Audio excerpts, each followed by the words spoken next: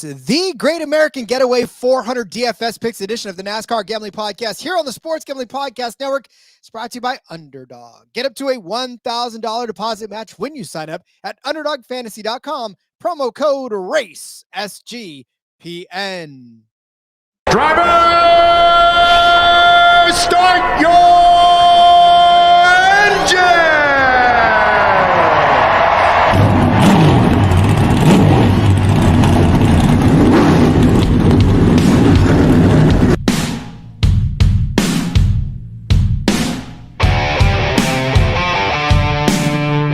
Strap in and pull those belts up tight as the Sports Gambling Podcast Network presents the NASCAR Gambling Podcast. I'm just gonna put my foot on the floor and I'm not lifting till I see God or a checkered flag. My man. With all the news and the best bets for your NASCAR weekend. We want to thank you tonight for these mighty machines that you brought before us. Thank you for the Dodges and the Toyotas. Thank you for the Fords. Lord, I want to thank you for my smoking hot wife tonight, Lisa. In Jesus' name, boogity, boogity, boogity. Now, here are your hosts, Rod Villagomez and Cody Zeeb.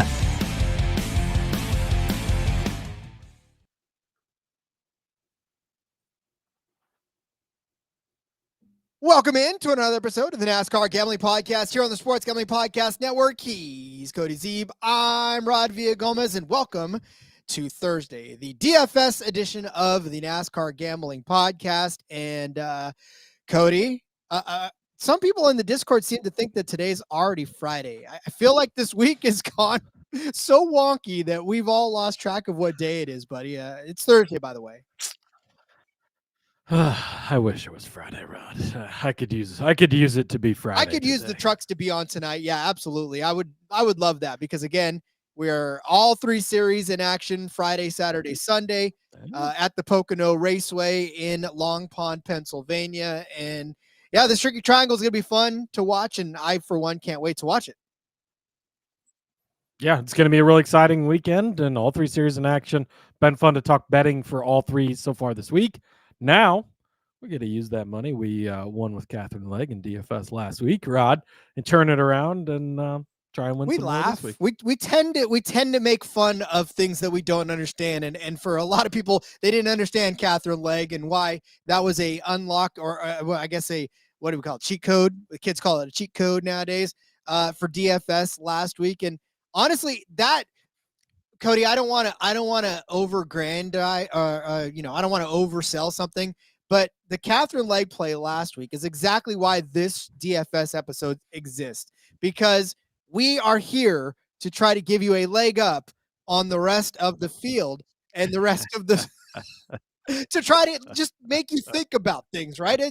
No one was really thinking about Catherine Legg. Obviously our Discord was, but not very many other people on top of that were, right? Yeah, it really did give us a leg up, and everybody in the Discord was wanting to bet on her, but we tried to tell you guys that wasn't the way to do it. But the way to do it was to get in on DFS, and really she was a good play last week. She panned out nicely, and it played out exactly like we said it would. We said she was going to qualify last. She qualified last.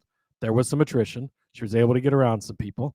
She beat Kyle Busch, Kyle Larson, along with a few others, right? And that's what matters. So if it helps, Rod, TK down under, it's already Friday for him, so happy Friday to TK. He's I do always feel like TK is just a little bit ahead of the game when it comes to days of the week, so shout out to you for already getting through and completing your Thursday. And but what TK can't do is tell us who's going to win the race tomorrow. If you're already a day ahead, TK, please just give us all the insight that you can on the next day. Yeah, I wish it would be nice if it worked out that way where TK could give us insight. Like, here's what's going to happen on Friday.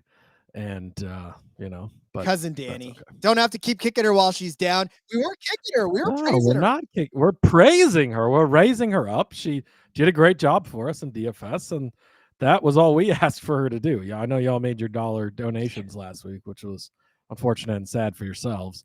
But hey, yeah, she was great, and that's the goal of this show, right? We're not getting on here with our spreadsheets and our nerd glasses and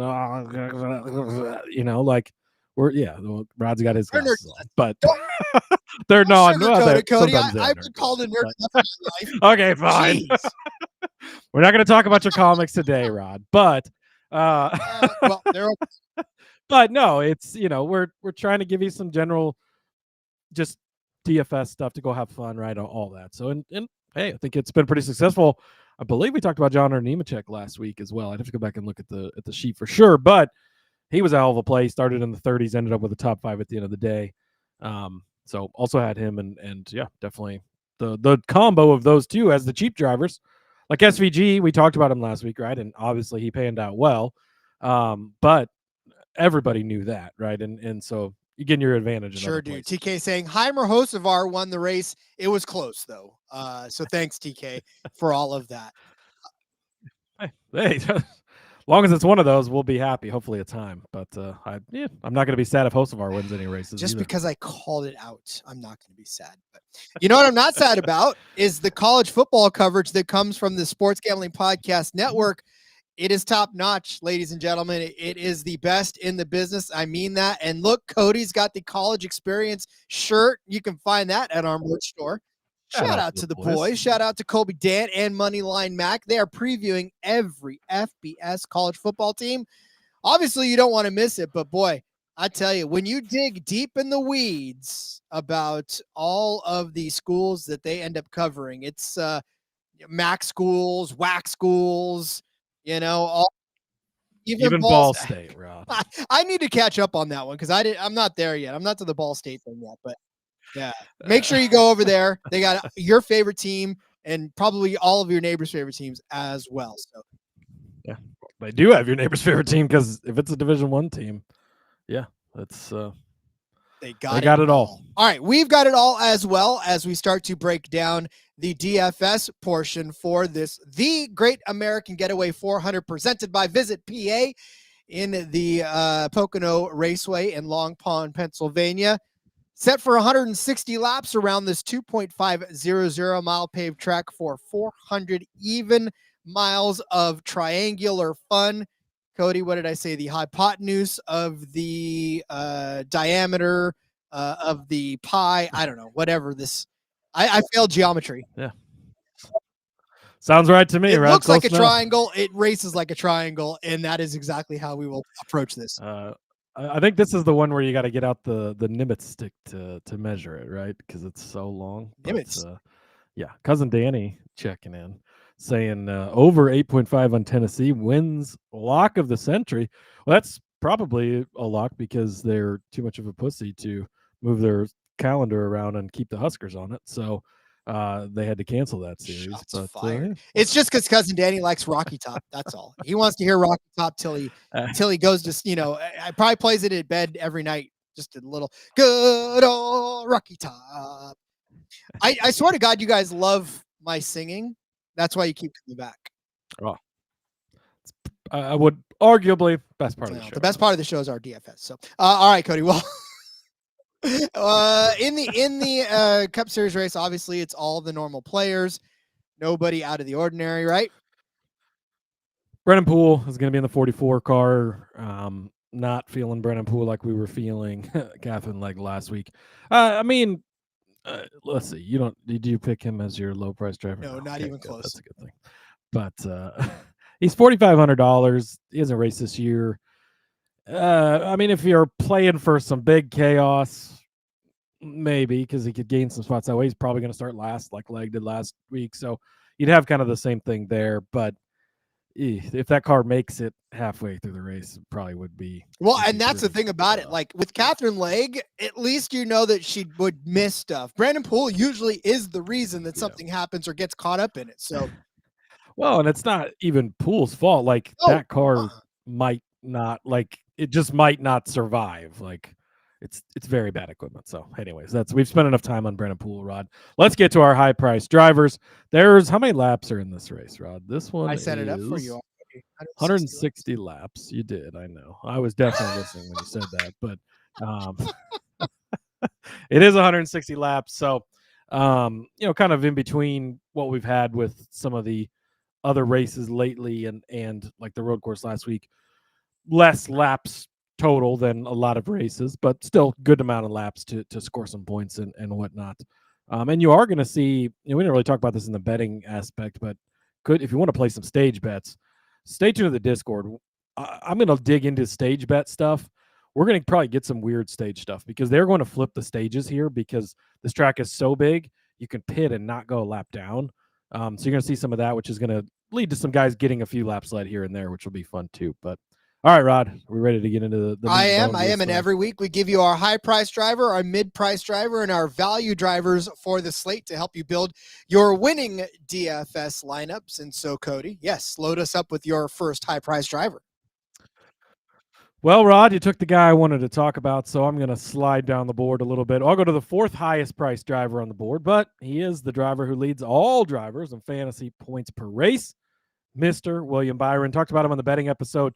He's just consistently good, and he consistently delivers you great weeks. Last week, he starts horrible, right? 27th down in Mexico City, finds his way up to 9th, ends up with 53.3 points. Kind of a weekday at Michigan, but that's because he ran out of fuel at the end, right? He led 98 laps, 24 fastest laps, was well on his way to having a solid day. You run out of fuel at the end of the race, that's just part of the race, right? You got to pay that tax, as Steve Letarte will tell you, and they paid it, unfortunately, a bad finish. So results didn't end up as they should have been, but you look back at what he's done, 283 laps led at the Coke 600. Darlington, he led 243 laps. Both of those intermediate style of races, intermediate tracks. He's just had a strong season all year. You look at his finishes too, right? 9th last week, 28th in Michigan, but 5th, 2nd, 6th, 4th, 6th, 2nd. Really strong finishes, really good, consistent season from William Byron. And we've seen him be the guy who's going out and dominating some of these races, leading a lot of laps. And we kind of talked about this in the betting episode. Hasn't translated to all the wins that it probably should have. But you don't need him to win in DFS. I mean, it helps, right? It's nice, but he's getting to the end and having these good finishes, but also giving you a ton of fast laps, ton of laps led in the end. So honestly, probably doesn't even really matter what qualifying or practice looks like.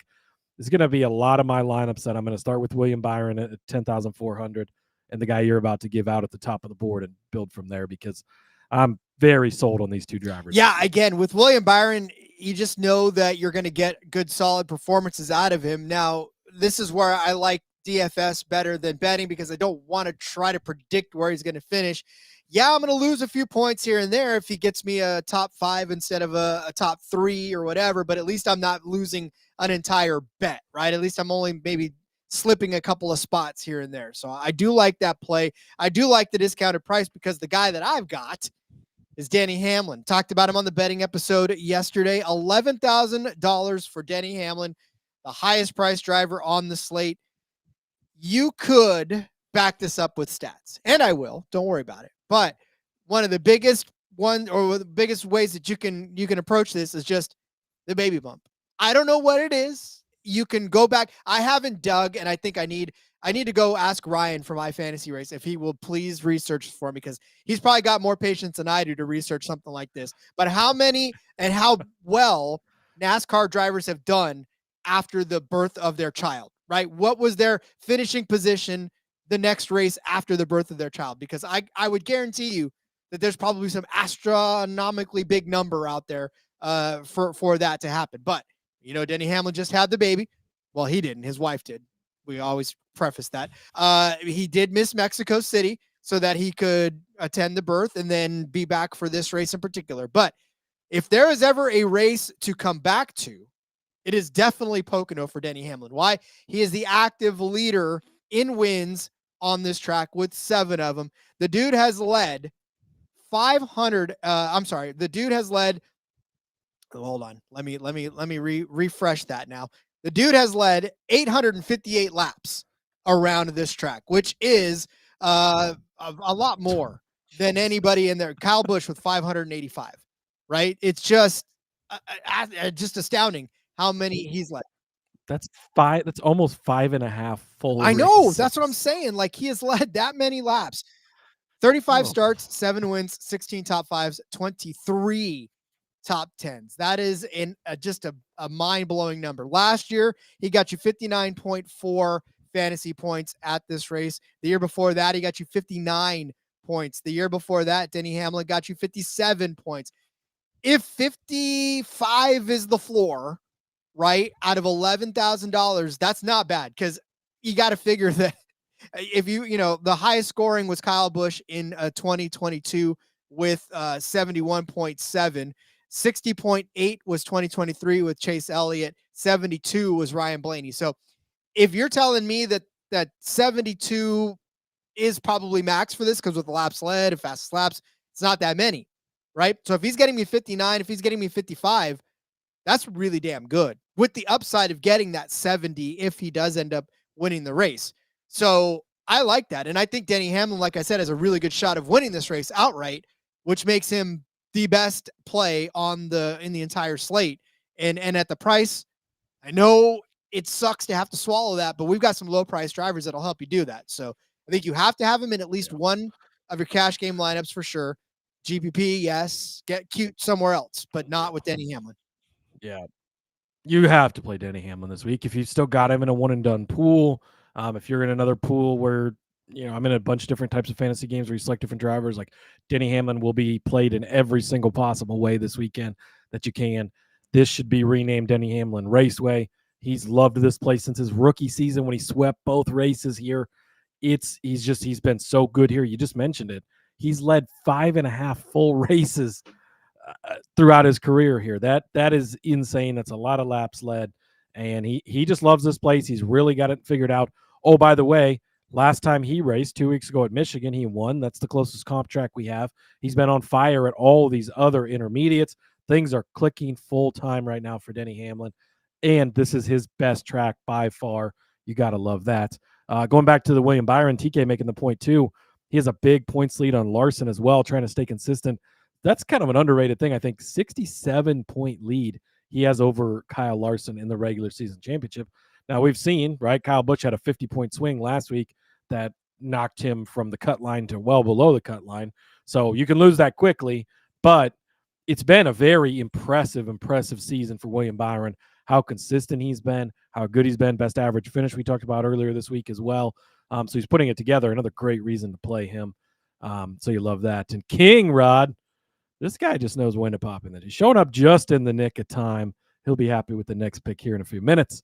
But he says he just put his bets in. I'm pretty sure he's on the Tyrone Gibbs. I'm thinking that is probably the case. And just to put a bow on Denny, I would play Denny in a pool that hasn't been cleaned all winter because there was no prep for the summer. That is how confident I am in Denny Hamlin as well.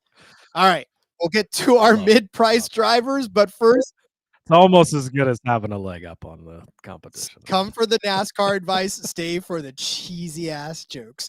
All right, be back with our mid-tier drivers, but first I would like to take this opportunity to tell you about our friends over at Circa Resort and Casino in Las Vegas, giving away the ultimate fantasy football experience for a 12-person league to draft in Vegas and be treated like VIPs for your entire stay. What do you get? They get a limo ride from the airport, a $5,000 tab for stadium swim, and a hotel stay for you and your 11 league mates. You can always get 15% off, though, at all Circa properties with promo code SGPN. Go enter that ultimate fantasy football contest for free at sportsgamblingpodcast.com/Circa. That's sportsgamblingpodcast.com/CIRCA. Let's tell you about our friends over at MyBookie. We're brought to you by MyBookie.ag. MyBookie is your place to bet on every single sport, including the NBA Finals and the Stanley Cup. MyBookie accepts customers from a ton of locations. Easy deposit, lightning fast payout using cryptocurrency. Told you that the CFL season is underway. Thursday night football kicking off tonight. And, of course, Friday, if you're listening to this, you can fact check me as I give you the Montreal Alouettes, the undefeated leaders of the East. They are 7-point favorites over they are the Edmonton Elks. They're still trying to figure stuff out.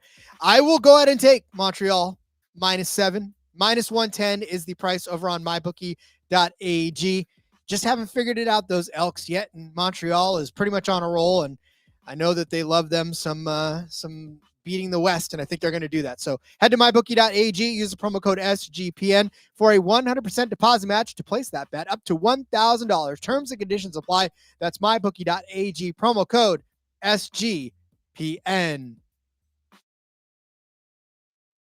Scott Fishbowl has their live drafts kicking off this particular week. However, our draft is coming up soon. The Hendrick Motorsports draft in that division. Me and Cody, both proud members now of the Hendrick Motorsports Fantasy League over there in the Scott Fishbowl. That is going to be fun. Like I said, I really wish we could take them to Circa to draft. Would be a hell of a fun time, but yeah, definitely looking forward to that. I'm looking forward to hearing who your mid-tier driver is, because there's a lot of people out there on the interwebs that want to hear who you got next.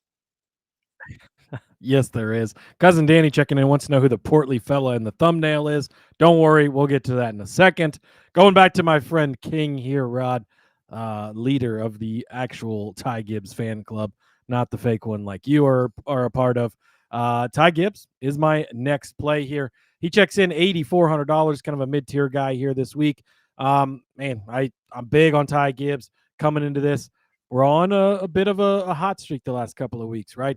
Third place at Michigan, again, comp track a couple of weeks ago. Last week, looked like the only guy who could stick with SVG. Ends up kind of not working out at the end with the pit strategy there, but led 27 laps in that race. Coming to a track where he's been pretty good at. Made his first career start here, a 16th place run back in the 45 car in 2022. But then he came back in 2023, led 4 laps, finished in 5th place after starting 11th. That's a strong, solid day. Then last year was even stronger. He qualifies on the pole, leads 21 laps. Unfortunately, the engine goes sour, bad finish. Sometimes that happens, right? And not too worried about that. But it's been progressively better and better. I got a bet on him, if you listened earlier this week, to win the pole. So hoping he'll start up front again there. And if he does start up front, he proved to you last year he can go out and lead 21 laps. That's a lot of laps led in a race with only 160 to give. So you'd love to see that. Had some strong days here recently. Specifically looking back at Michigan here late a couple of weeks ago, 47.4 points there. I'm all aboard the Ty Gibbs train this week. I think we're going to see a strong week from him. He's been a guy that could have potentially won the last 2 weeks. They've just got to finish clicking those boxes and checking things off to get to the win. But again, DFS here, you don't need him to win. That would be nice. But if he can get up there, lead some laps, have a good run, at $8,400, he's not been what Denny Hamlin's been here, because nobody has. But he's coming out of the same camp. Toyota has actually in the next gen era, all 3 manufacturers have won here, but Toyota has predominantly been the strongest team here, and it's not even really that close.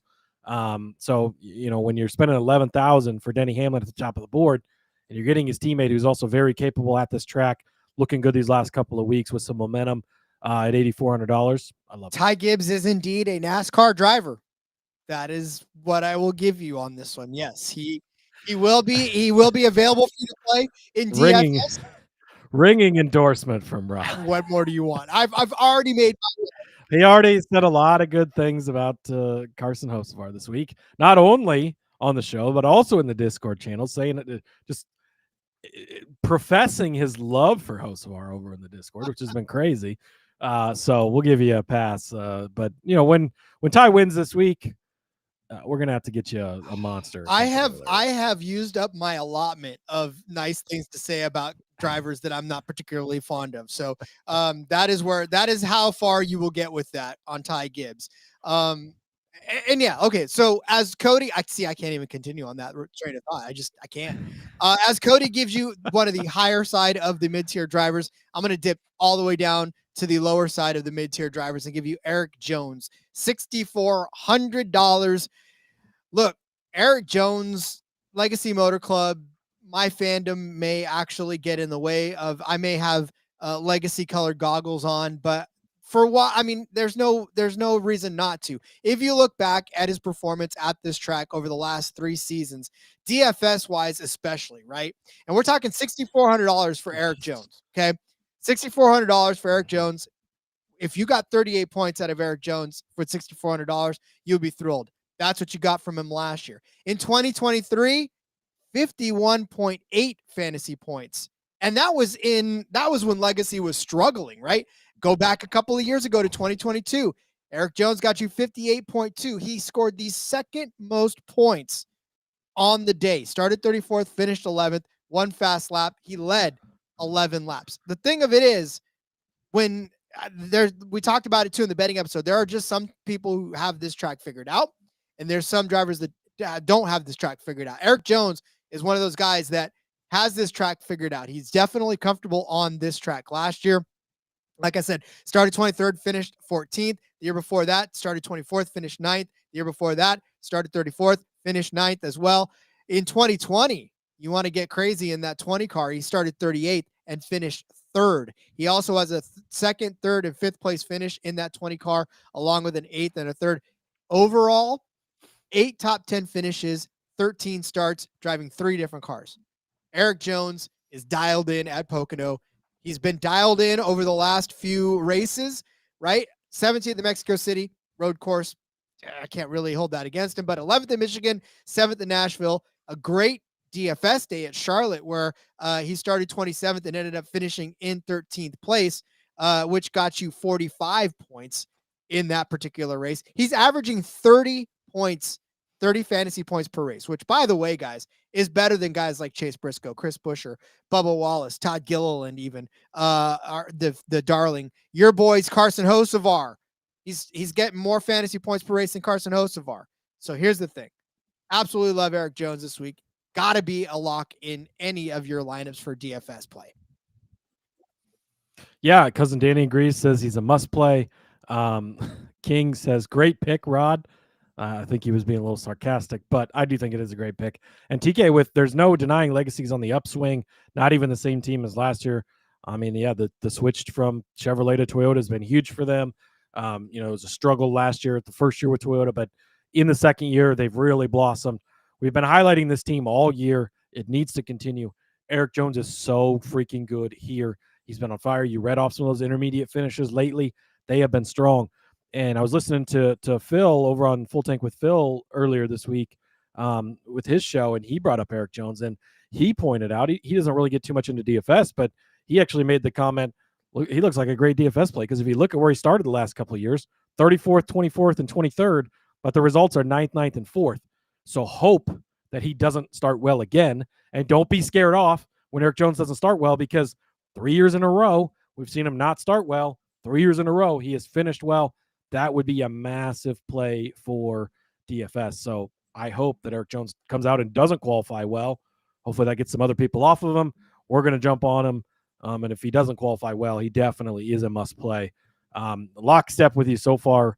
Hamlin I was going to give out. Jones I was going to give out. You beat me to the dock on both. So I love both these plays. I want to start a Discord thing on who's going to beat who to the dock on any given race. That I want you guys to have odds on who's going to beat who to the dock. There you go. I like it. All right, Rod. I love saving money. Nah, actually I don't. I love spending it. But let's save people some money so they can fit all these high-priced drivers in there. I love the idea of saving money. It's not always so easy, but that is what it is. Rod, I would like to highlight last week's winner, Shane Van Gisbergen, $6,000. This is more of I think there's definitely some risk involved in this play, but if you look at what he's done for you lately, for the price that he's at, it's been pretty solid, right? We know that he's struggled as far as ovals go in a general sense, although it's not an oval this week. It's a triangle, of course, Rod. But he's progressively gotten a little bit better. And the thing is, he's only $6,000. He doesn't generally start well. Actually, he generally starts poorly, which is helpful in the DFS game. But he's been managing some decent finishes, and that's all you need for a guy at $6,000. And TK coming in with the chant SVG. It's a question mark, so it's more like SVG. And Impulse checking in too says, "Oh damn, I'm here, boys, just in time for the SVG play." But you go back and you look. Obviously, last week the number's going to be inflated because he starts first, finishes first, leads laps, fast laps, all that stuff. But you go back to Michigan, starts in 26th, finishes 18th. That's impressive for not being an oval guy, right? But 33 points that racks up for you. It's a good, solid day. That's what you're looking for. Coke 600, he ends up with 46.4 points there, starting 30th, finishing 14th. Obviously, longer race, I think, kind of plays into advantage for him. But Kansas goes out and doesn't qualify well. 34th place, finishes 20th, though, 37.5 points. Having some nice, strong, solid days. Back at Texas, 35 points. Again, starts 37th, finishes 22nd. Doesn't have to be just the most outstanding day. He doesn't have to run top 10, nothing like that. You expect him to not qualify well. That's kind of the hope. And he's been putting together some solid days. So, we talked a lot about a lot of these guys down here near the bottom. But he's a guy just a little bit higher in the low tier range, right? $6,000. But a guy that I don't think a lot of people are going to be on because, well, yeah, last week was great, but now it's back to an oval. He sucks, all that stuff. But you like to see it. So I think that, TK saying he'll qualify later this week. I don't know the whole metric right offhand, but I think your points and stuff are factored into that. So I don't think he's going to qualify super late. But also, I heard him talking. I think he was on multiple podcasts this week, but I think it was when he was on Stacking Pennies with Corey LaJoy about how, like, when he gets out there, he's still trying to feel out what's going on. Like, there's not a lot of practice time. He's trying to figure out how much can you put into this. This is a big, wide open, fast track. How much is he willing to go full out in qualifying? Hopefully that does have him starting a little farther back. And if he does, he figures it out enough to survive and advance enough throughout the race that I think he could pay off to be a pretty decent And that's player. what I love about the mid-tier drivers and the low-price drivers that we end up trying to give you is these guys. We want them to qualify poorly. We want them to go out and not qualify well, but we also want them to have the ability to improve their position. And when you see that they constantly do that with the SVGs of the world, with the Eric Jones, especially on this track, and with this guy that I'm about to give out here in a second, then you're going to want those guys and you're going to want to target those guys. And that's why, we always tell you, if they qualify poorly, good. That's where we want them to qualify. Like, that's part of our handicapping for this whole thing. Yeah, and it's not always, it varies person to person and situation to situation. Some guys you don't want to qualify too poorly because they maybe not going to get up there, but that's part of, if SVG comes out and qualifies 5th, don't play him because he's not going to stay up there, right? It's just, if he does, okay, but gosh, it's going to be real tough for that to happen. So you more want him to start farther back, and then that also, takes out some of the risk because if he starts 30th, he can't lose you too many points, even if he does have a bad day. But he's got this upside to have some decent days, and this is where we differentiate the betting side of things from the DFS side of things too, because SVG was not going to come up on the betting show this week. Top 10, you're not going to bet. If we could bet top 20s, maybe. Although when we get them, the odds suck anyways, so you're probably not going to bet it. But if we had some type of conversation like that, or maybe a head-to-head, but probably not really a way to bet on SVG this week. But in the DFS world, okay, now we can make a case, right? Because he doesn't have to finish top 10, and we don't expect it if he does and you play him, great, hell of a day, right? But just a top 20 or even a top 25, depending where he starts, could be a good enough day to pan out in the DFS world. Just so ever so nicely into my next my value driver, where Cousin Danny asking who the portly gentleman was on the thumbnail. Let me introduce you to Cole Custer. If you have forgotten, $5,100 on your programs, number one in your DFS hearts. Yeah, Cole Custer, we don't talk about him almost ever, right? That Haas factory team with their single car out there, they're really trying their best to just not be horrible this season. And really, Cole Custer's doing his best to do that. And fantasy wise, not really all that bad of a guy fantasy wise, especially for his price, right? $5,100 for Cole Custer. He's averaging 21 fantasy points per race, which, give or take, that's about 4 times rather what you're ending up paying for him, which you would like it to be more, but you will take a 21 point day out of Cole Custer if you need it. But on this particular track, ladies and gentlemen, you may end up getting more than 21. You could get 23 like you did in 2023, or you may end up getting 37 like you did in 2022, where he started 32nd, finished 19th.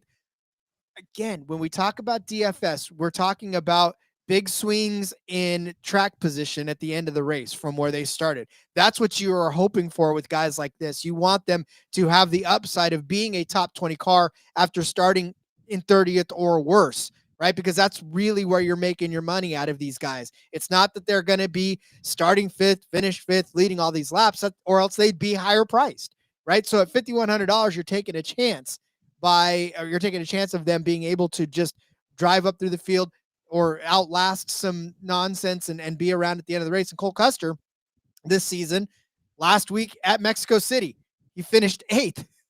And it started 26th and finished 8th. You want to talk about outlasting and being all kinds of craziness. Granted, I know that's a road race, but that's really a prime example of how you can just be there at any race and just be there, get you 54 points. Of course, you get the downside of having a -5 that he had in Michigan the week before that, but races of 34, 29, 37, 28, 25, 28, 18, 29. These are some good, solid DFS days, right? And for a guy like Cole Custer who can give you possibly 30 points in this race, I'm definitely taking that upside with, about 6 times what he's giving. And, when you look at the fantasy points per race too, with Cole Custer, he's giving you, like I said, about 21, which is better than Zane Smith. It's better than Justin Haley. It's better than Noah Gragson. It's better than Brad Keselowski, right? Some of these guys that you would probably consider playing at higher prices than Cole Custer. Keselowski's $8,600 this week, and he's only averaging 18.7 fantasy points per race. Cole Custer's almost double that. So that should tell you exactly where your head should be at when you're picking a guy like Cole Custer. So give me Cole Custer. $5,100 is my low price driver. Yeah, no argument from me here. I mean, did you give him out last week? I did not give him out last week. I'm pretty sure you did. No? Oh, okay. Because he had 54 points last week. And I was thinking you had given him out, but it was a different week you talked about him. But he's this team, I didn't really know what to expect from them, but been kind of impressed with some of the pretty good runs that we've seen out of this Haas. Yeah, I mean, again, it's just a matter of you being able to identify somebody that is going to get you at least some points and quite possibly a nice chunk of points. So, all right, get out your pen and paper. We're going to go over our DFS plays for this the Great American Getaway 400. Cody started you off with William Byron at $10,400 as his high price driver. I gave you Dennis Hamlin, the newest dad in the paddock in the garage, at $11,000. Cody gave you Tyrone Gibbs at $8,400 as his medium price driver. I said Eric Jones at $6,400 was my mid-tier driver. Cody said SVG at $6,000 was his low price driver, and I said Cold Custard was my low price driver at $5,100. By the way, just before we head off to our underdog fantasy plays, it's funny because we use Descript for the YouTube time chapters for it, right? And anytime I feed it through Descript and I get the chapter numbers, anytime we talk about Tyrone Gibbs, it shows up as Tyrone Gibbs. It's hilarious. That's because we say Tyrone Gibbs. And I absolutely love it. I have to change it, but I always laugh a little when it says Tyrone Gibbs because AI has no clue we're not. I remembered you were on Cole Custer last week. He was in the betting episode. You had him to win that group, and then he went out and kicked ass. So you did talk about him. Rod Lynn wants to know if we like anyone in underdog. We love a lot of people in underdog, and guess what? You will too as soon as we come back. But let me formally introduce you to our friends over at Underdog Fantasy. It's time for our underdog bonus pick. I'm actually about to give you a ton of underdog fantasy plays, but if you want my bonus play, like I said, CFL tonight, Montreal, Caleb Evans. They are giving me a half a touchdown for his projection, rushing or receiving. It's going to be rushing. Caleb Evans is not going to catch a touchdown. He's going to end up running it in from the one just outside of the goal line. But give me the higher than a half a touchdown for Caleb Evans, rushing and receiving from the Montreal Alouettes. That dude is the short yardage specialist, which means he comes out when it's goal to go and just pushes the pile forward over the goal line, and Caleb Evans is going to get that touchdown for you and start off your week very, very nicely if you pack the rest of our plays alongside of them. Underdog is going long for the NBA Finals with their extender bonus. Hop in game one, and the longer the series goes, the bigger the bonus gets. Sign up with our promo code RACESGPN. Claim that special pick and first-time deposit offer up to $1,000 in bonus credits. UnderdogFantasy.com, promo code RACESGPN. You've heard us talk about Rhythm before, and they just dropped a game-changing feature called Power Trends. These are AI-detected patterns where Rhythm's model has consistently won and has a high ROI. Think a strikeout prop that wins 59% of the time when the line and win probability hit a certain range. Power Trends are updated daily and exclusive to Rhythm. No touts, no noise, just clean, data-backed bets. Download the Rhythm app, check out Power Trends, and start betting smarter. You know we will be. Get your 7-day free trial at sportsgamblingpodcast.com/rhythm. Yes, Cody, there are a ton of fun things to do on Underdog Fantasy. I'm telling you right now, start off with that. If you're listening now, if you're listening live, go grab that Caleb Evans over higher than a half a rushing touchdown, because I guarantee you that's going to hit. And then it'll set up nicely with the rest of our plays, Cody, because Underdog Fantasy, all you got to do is give us a projection, finishing projection for each driver. And all we got to do is select better than or worse than, and what we think they're going to finish. Stack up the multipliers, and then at the end of the day, go get yourself a nice little steak dinner with it. That's right. I love it. And going cross sport is so much fun when you can mix in F1 picks, and you can mix in Cup picks, and you can mix in Xfinity picks, you can mix in truck picks, you can mix in NFL picks, you can mix in all whatever sport it is that's going on and that you want to add. CFL picks, like you mentioned, I love doing that, especially if it's like, oh, I really like these two drivers, or I really like those two things in that football game, or I like these two things in the baseball.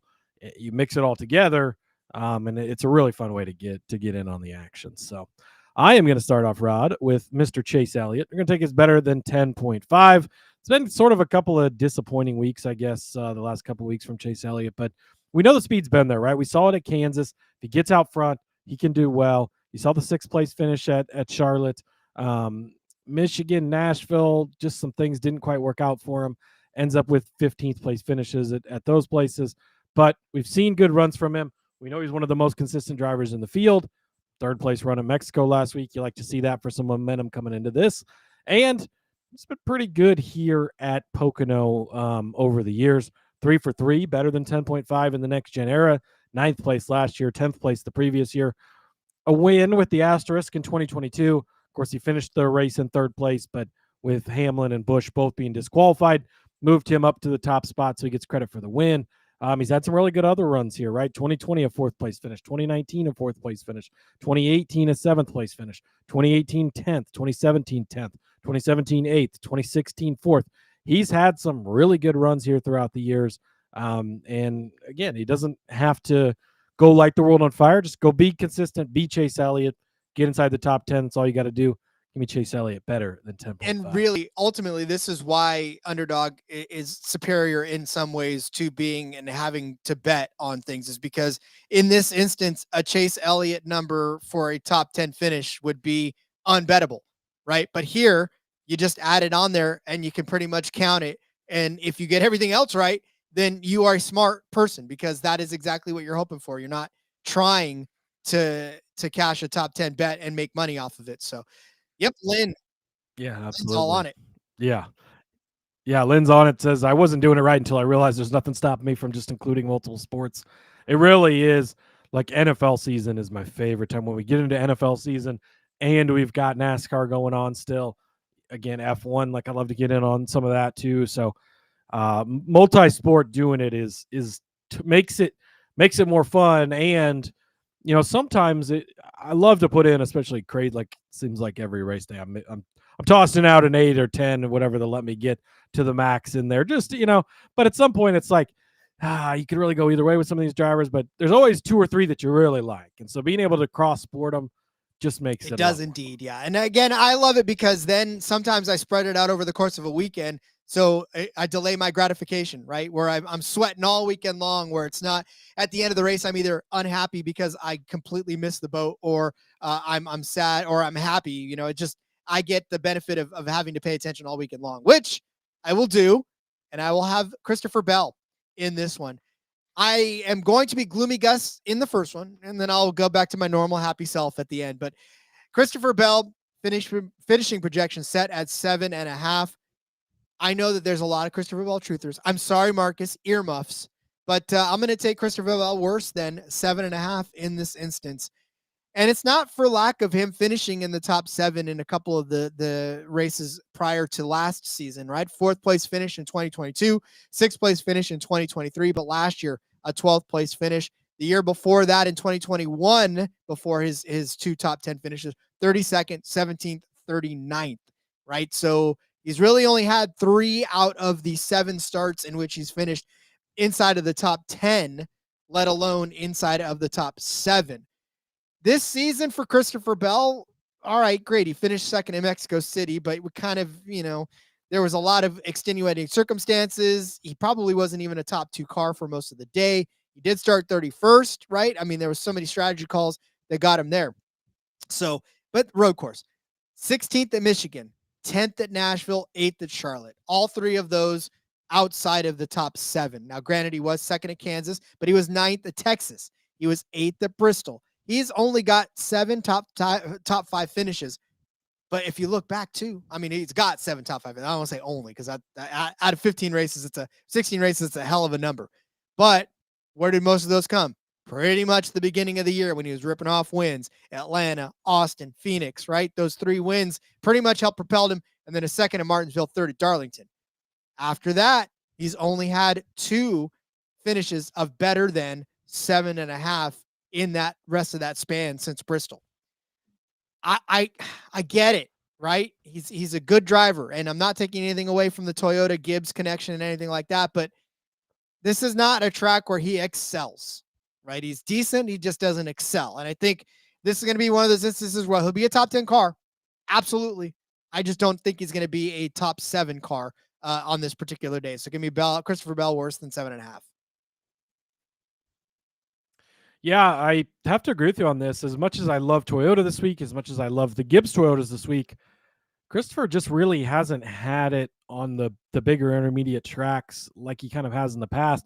Remember at the beginning of the season, he's ripping off wins, and everybody's like, oh, well, Rowdy brought this up in the Discord, ready to crown him, right? He's the best driver in NASCAR right now. And that talk got quiet pretty quick because it was just a little bit of a spurt. And he's a solid driver week to week, but he just hasn't been really putting it over the top for the most part lately. So, yeah, I have to agree. Yeah, I know, and it's tough because there's going to be a lot of people that are going to be screaming at me, oh, Ron, you don't even watch race. You don't know ball. Sorry, yeah, Marcus. right. Like I said, Marcus, earmuffs. It's just not for me this week. Yep. But, all right, Cody, where are we going next? Yeah, speaking of not for me, Rod, old KB. Kyle Busch, we're going to take him worse than 12.5. Look at Kyle Busch. He has been amazing on this track. He's just ripped off wins and great finishes. But that was then, and this is now, right? Richard Childress, he's got 2 starts here. 32nd last year. Started 24th, finished in 32nd. Got caught up in a wreck, but you play with the squirrels, you get your nuts cracked sometimes. And then 2023, he starts 25th and finishes 21st. That was the year he had 3 wins with RCR even. So just not impressive.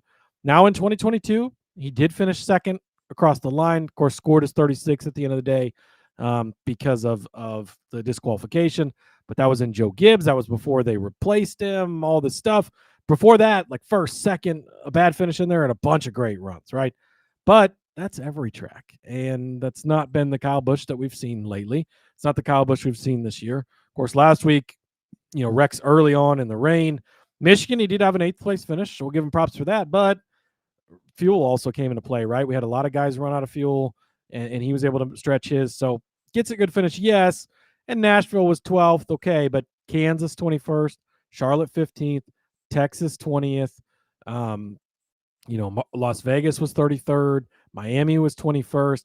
Not been a lot of good finishes for Kyle Busch this season. And again, until we start to see some life out of him, you just got to keep fading him. It's worked more than it hasn't. So, yeah, give me old KB worse than 12.5. Well, cousin Danny kind of stole where I was going with this. He says that he thinks KB is one of the squirrels at this point. But I was going to ask you, Cody, is where he's even running Are Squirrels back there? I mean, what is behind Squirrels at this point? Because that's where he's running. Well, there's only so many squirrels left after Ty Dillon killed Oh. one on pit road a couple of weeks ago.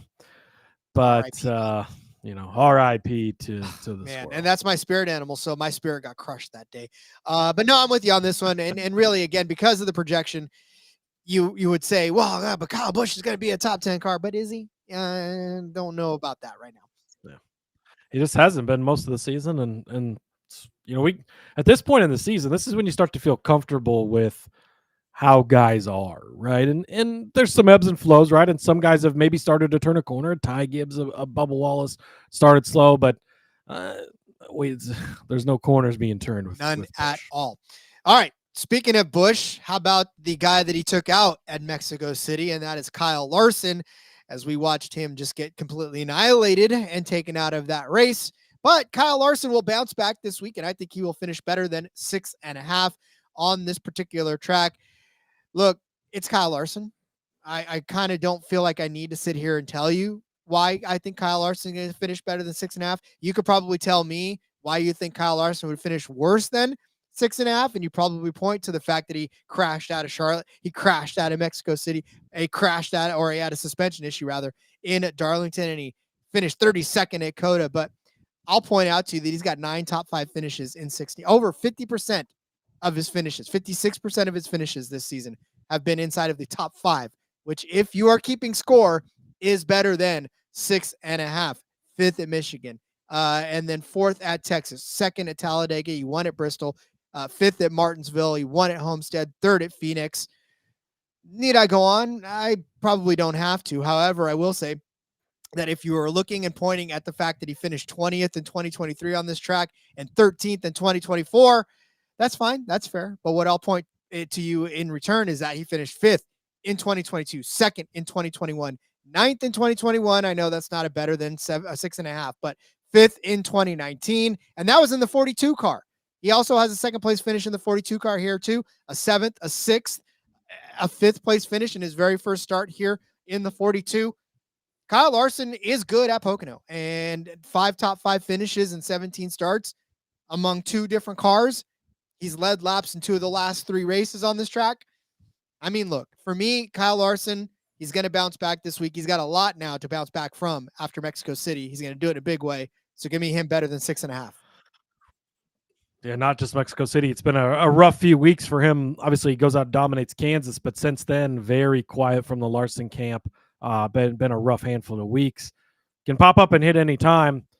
The biggest issue I have with him is it's so inconsistent with him, and that can be the issue. But if you want to call your shot, I mean, the thing you're going to get out of Larson is he's either going to be top 5 or he's going to be bottom 5. I mean, there's almost no in between, right? If he's good, he's good. And if he's bad, he wrecks or he's out of the race. So, if he's going to get it done. Indeed. Rebel Soul checking in saying, Hocevar, Barry, Chastain, underdogs. Not only are they underdogs, but they're good underdog plays. We just don't have any of those 3. Yeah, there you go. Yeah, thanks for checking in. First time I think I've seen you in the chat, but we talked about Hocevar in the betting episode. I've took him as an outright. We didn't find a way to talk about Barry this week, but I'm still aboard the Barry train, Rod. The intermediate speed has been there. I love that. I think you had some not fun things to say about Mr. Chastain back in the betting episode as you took a head-to-head against him. So if you haven't listened to that episode, make sure you go back and get our thoughts on at least Hocevar and Chastain. All right, Rod, going back to the William Byron well for my final pick here. Better than 6.5. Look, you know how much I love William Byron. You go back and you look at his results here. 4th place finish last year. 2023, he finished 14th, but started on the pole at 60 laps. Good solid day there until it wasn't. But he's also, running this race in July generally. It's a little earlier this year, but usually at that point in time is when his team is completely checked out. He's not running well. But we haven't got to that point so far this year. They've been running good, coming off that good finish at Michigan or at Mexico City last week. Michigan, again, ran out of fuel, so the result wasn't good. But 5th at Nashville, rough day at Kansas with the tire issue early. But when he's finishing these races, he's finishing well. 2nd at Charlotte, 6th at Bristol, 2nd at Darlington, 4th at Las Vegas. Good runs throughout the season, on top of a lot of other good runs at not so much comp tracks. But Byron's having the best season really of all the Cup guys so far. Best average finish, leading the points, having a great season, leading a ton of laps, running well. All he has to do here is finish inside the top 6. Again, you said it earlier. Sometimes it's even better than betting. He doesn't have to finish in the top 5. He just has to finish in the top 6 here. So I like that extra spot. I don't know what it is that makes you feel so much more comfortable, because anytime it feels like you bet a top 5 on somebody, they finish in 6th. They finished 6th. Yeah. Yeah. You know how many times my long shot top 10s have finished 11th, Rod? Sometimes I know when you handicap it exactly the way you're supposed to and just doesn't come out the way it is, doesn't matter. In Underdog, no handicapping. You're just literally picking. So absolutely love it. Speaking of finishing inside of the top 6, I'm going to throw Ryan Blaney into the top 6. His projection is at 6.5. I'm going to take the better than. It's so tough. Like, I wanted to, the thing about it is I wanted to take drivers that we didn't really talk about too much in the betting episode, because sometimes it does get a little redundant when we talk about the same driver over and over again. But for Ryan Blaney, it's like, it's so hard to bet, because like I said, I don't want to have a top 5 on him and then all of a sudden watch him finish 6th. So in this instance, if he finishes 6th, great, fantastic. That's exactly where I want him to finish, 6th or better.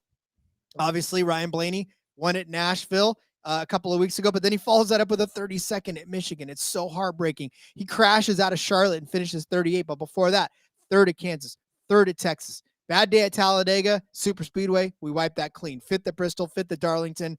Like, there's something magical about Blaney that's just under the surface, and if he can just do it, right? That's all I'm asking for him. This is one of those gut handicaps or gut calls that you just really want to happen, and I'm want to cheer for Ryan Blaney to finish better than 6.5. He won this race last year. The winner of Pocono in 2024 was Ryan Blaney. Can he capture that magic again? He finished 5th in 2021, 6th in 2020. It's 6th in 2021 as well. And so I think, can he do it again? God, I hope so. I don't want him to finish 33rd or 30th like he did in 2022 and 2023. Just give me a good run out of Ryan Blaney. Nice, solid day for the 12 is all I ask. Yeah, Rod's really rolling the dice on these guys that are been inconsistent so far this season. But with Blaney, look, the speed's been there all year. He's had fast cars. And much like Larson, if they get to the end, he does finish well each time. It's just the, other things, the execution, getting caught up and stuff that he has to clean up. But he should be a fast car, and he won here last year. He should definitely be a fast car. God, I hope he's a fast car. I really do. Just if I could pray real quick, dear 8 pound, 6 ounce baby Jesus. No, just honestly, that's what I'm asking for at this point. All right, get out your pen and paper. We're going to go over our Underdog fantasy plays for this race. Cody started you out with Chase Elliott to finish better than 10.5. I said Christopher Bell would finish worse than 7.5. Cody said Kyle Busch would finish worse than 12.5. I said Kyle Larson would finish better than 6.5. Cody said William Byron would finish better than 6.5. And I said Ryan Blaney would also finish better than 6.5 in the Great American Getaway 400 presented by Visit PA. Absolutely love it, Cody. We are here. We are at the end of the week. Now all we got to do is watch these races fold out. That's right, Rod. We've made it. Best of luck to everybody this week at the Tricky Triangle. Next week, going to be pretty exciting, Rod. We got 4 shows lined up. Have the bonus show, picking the in-season tournament. We'll make our bracket picks all the way through. I was looking at the races. Oh my goodness. You got Atlanta, Chicago Street Course. There are some major wild cards in there.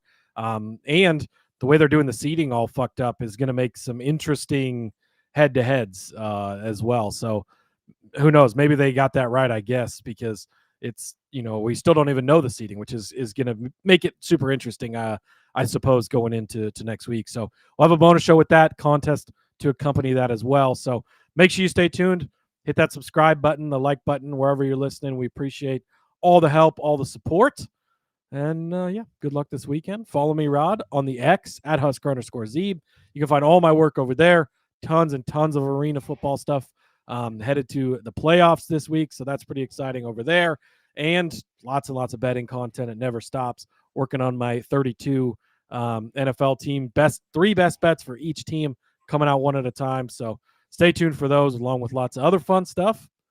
And yes, TK, we're not calling it Echo Park. It's Atlanta Motor Speedway.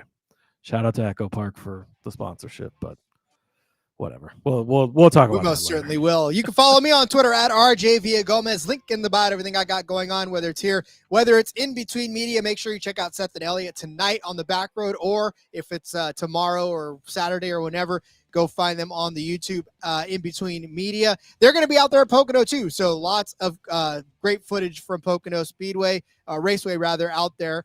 And they'll be having a great time. Follow along with them as well. We will see you next week with the special episode on the bracket and, of course, all of our normal content to follow. Love you guys all. Have a great weekend. Enjoy the racing. And until then, let's go racing and let it ride.